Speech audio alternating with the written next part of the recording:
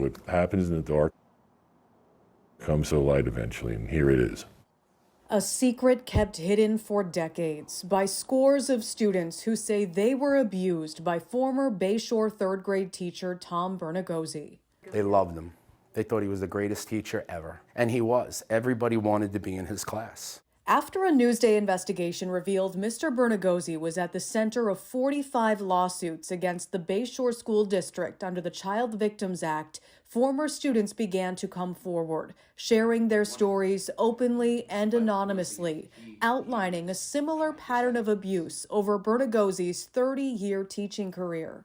Parents never really knew, but they kept pushing me back into the classroom, you know. I mean, they had to see the change in me. They say it happened in school during play rehearsals, during a boys-only after-school sports program, and on field trips, the alleged victims ranging in age from 4 to 12 years old. And I looked next to me at Jones Beach when he had us lined up and drying us off, you know, and in the shower with each other. Years earlier, in 1973, the same pattern of alleged abuse, according to Robby Hubbard, who says he was molested in Bernagozzi's car and in the classroom during lunch. You can put it behind you, you can hide it, but it's there, you know, and it'll never go away. Robby chose to distance himself from the pain and moved to Florida after he says he told the district about the abuse as an adult and nothing was done.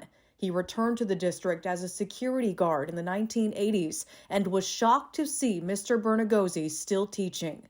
Robby says he told his boss and later other district officials. If you value your job, let it go. That's his exact words to me. But Robby didn't let it go and says a few months later he was fired without explanation. I reached out to try to stop this, you know, and it fell on deaf ears. You know, so, I mean, you hit a wall. I mean, what more can you do? Bernagozzi retired in 2000, but continued to be a substitute teacher for a time and volunteered with children. Suffolk police arrested Bernagozzi a month after Newsday's investigation revealed the claims against the now 75-year-old. He's facing charges including sexual conduct against a child and sodomy. Just for him to be arrested was a massive weight off my chest. It was everything. It was everything.